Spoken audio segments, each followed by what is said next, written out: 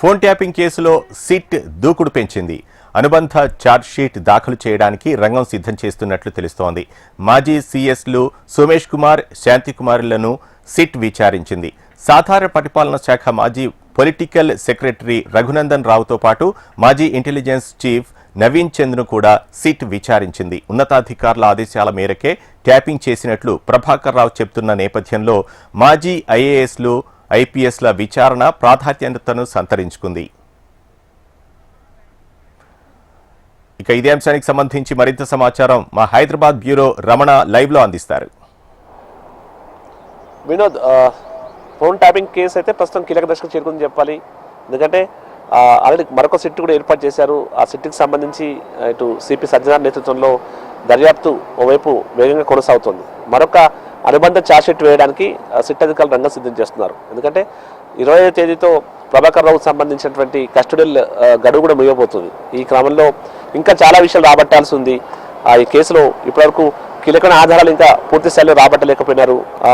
Technical evidence సంబంధించి కూడా చాలా విషయాలకు సంబంధించి పూర్తి స్థాయిలో రాబట్టాల్సిన అవసరం ఉంది. కాబట్టి ప్రభాకర్ రావును విచారించినప్పుడల్లా కూడా ప్రభాకర్ రావు అప్పటి ఉన్నతాధికారుల ఆదేశాల మేరకే తను ట్యాపింగ్ చేసినట్టుగా చెప్తున్న క్రమంలో అప్పటి సిఎస్ సోమేష్ కుమార్ కావచ్చు, తర్వాత శాంతి కుమార్ లాంటి వారిని పిలిచి మరొకసారి వారిని నోటీసులు ఇచ్చి విచారణ చేశారు.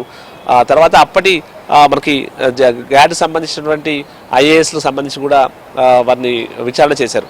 ఇట్లా అప్పటి ఇంటెలిజెన్స్ చీఫ్ సంబంధించిన నవీన్ చంద్ర కూడా మరొకసారి విచారణ చేశారు. అంటే వారి సమక్షంలో కూడా ప్రభాకర్ రావును విచారించేందుకు కూడా ప్రస్తుతం సిట్ అధికారులు ప్రయత్నం అయితే చేస్తున్నారు. అంటే అన్ని కోణాల్లో అన్ని రకాలుగా దర్యాప్తు అయితే ముమ్మరం చేశారు. ప్రభాకర్ రావు మాత్రం పూర్తి స్థాయిలో సహకరించడం లేదనేది సిట్ ఆరోపణ. అయితే ఇప్పుడు అనుబంధ ఛార్జ్షీట్ మాత్రం పక్కగా పకడ్బందీగా ఉండాలనేటువంటిది సిట్ భావన. కాబట్టి ఇంకా మరింత సమాచారం రాబట్టే ప్రయత్నం చేస్తూ ఉన్నారు. ఫోరెన్సిక్స్ ల్యాబ్ పంపినటువంటి ఆధారాల్లో కూడా పూర్తి స్థాయి క్లారిటీ అయితే లేదు. తర్వాత తను వాడిన డివైస్లకు సంబంధించి కూడా కొన్ని అమెరికాలోనే ఉన్నాయి. అవి కూడా పూర్తి ఇక హైదరాబాద్ తీసుకురాకపోవడం వల్ల దానికి సంబంధించి కూడా కొంత పెండింగ్లో ఉంది. ఇలాంటి అన్ని అంశాలు ఉన్నాయి కాబట్టి మళ్ళీ పొలిటికల్గా ఇది ఇష్యూ అంటే లింక్ ఉన్నటువంటి కేసు కాబట్టి చాలా పకడ్బందీగా కేసు దర్యాప్తు కొనసాగాలంటూ కూడా నిన్న ప్రత్యేక సమావేశంలో సిపి సజ్జనార్ కూడా సిట్కు సంబంధించిన బృందానికి సూచనలు చేశారు. ఈరోజైతే మనకి సిద్దిపేట కమిషనర్ విజయ్ కుమార్ కూడా చేరుకొని ఆల్రెడీ ప్రభాకర్ రావును విచారణ చేస్తూ ఉన్నారు. ఈ 2 రోజుల పాటు 20వ తేదీ వరకు కూడా విచారణ కొనసాగుతుంది. కాబట్టి మరింత కీలక సమాచారం రాబడితే మళ్ళీ వేసేటువంటి అనుబంధ ఛార్జ్షీట్లో, ఈ అడిషనల్ ఛార్జ్షీట్లో ఇవన్నీ కూడా పేర్కొని కేసును కొంత బలంగా ముందుకెళ్ళాలి కేసులో. ఆ తర్వాత కీలక పరిణామాలు కూడా చోటు చేసుకోవడానికి అవకాశం ఉంది అనేటువంటి వార్తలు కూడా వినిపిస్తూ ఉన్నాయి. అంటే అప్పుడు ఉన్నటువంటి ప్రభుత్వ పెద్దల ఆదేశాల మేరకే వ్యక్తిగత సంభాషణలు కూడా విన్నారు. జడ్జిల లాంటి వారికి సంబంధించిన సంభాషణలు విన్నారు. జర్నలిస్టుల ఫోన్లు విన్నారు. ఇట్లా భార్యాభర్తలకు సంబంధించినటువంటి ప్రైవేట్ సంభాషణ కూడా విన్నారటువంటి ఆరోపణ సిట్ చేస్తోంది. దానికి సంబంధించిన తమ దగ్గర ఆధారాలను కూడా పదే సిట్ చెప్తోంది.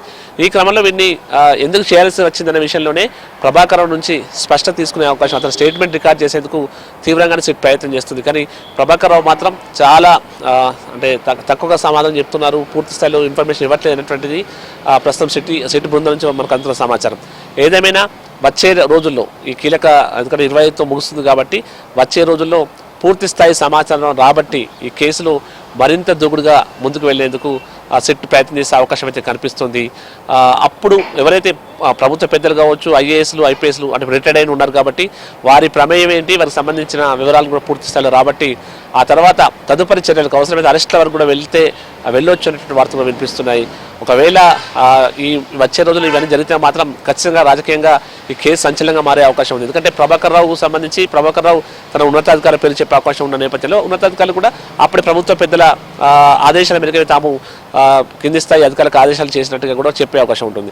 కాబట్టి అప్పుడు ప్రభుత్వ పెద్దలు వివరించిన వారంతా కూడా ఒకవేళ అరెస్ట్ చేయాల్సి వస్తే మాత్రం ఖచ్చితంగా కేసు సంచలనంగా మారే అవకాశం ఉంది. మళ్ళీ సుప్రీంకోర్టులో మరొకసారి దీనికి సంబంధించిన కేసు స్టేటస్ కూడా ఇటు సిట్ అధికారులు ఇవ్వాల్సి ఉంది. కాబట్టి పూర్తి స్థాయి సమాచారంతో సిట్ వెళ్లేందుకు అన్ని రకాల ఏర్పాట్లు చేస్తూ ఉన్నారు. అందరూ కూడా సీనియర్ ఐపీఎస్ అధికారులే ఈ సిట్ బృందంలో ఉన్నారు. కాబట్టి అన్ని రకాల అన్ని విధాలుగా ప్రభాకర్ నుంచి కీలక సమాచారం రాబట్టే ప్రయత్నం అయితే సిట్ చేసే అవకాశం ఉంది.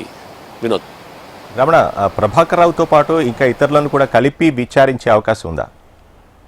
అంటే ఆల్రెడీ గతంలో తిరుపతన్న భుజంగారావు ఎవరైతే అరెస్ట్ అయ్యారో వారందరినీ కూడా ఒకసారి ప్రభాకర్ సమక్షంలో విచారణ చేశారు. మళ్ళీ ఇప్పుడు వారి సమక్షంలో విచారణ చేయాల్సింది ఉంది అనేటువంటి విషయం అంటే సిట్ భావిస్తున్నట్టు తెలుస్తోంది.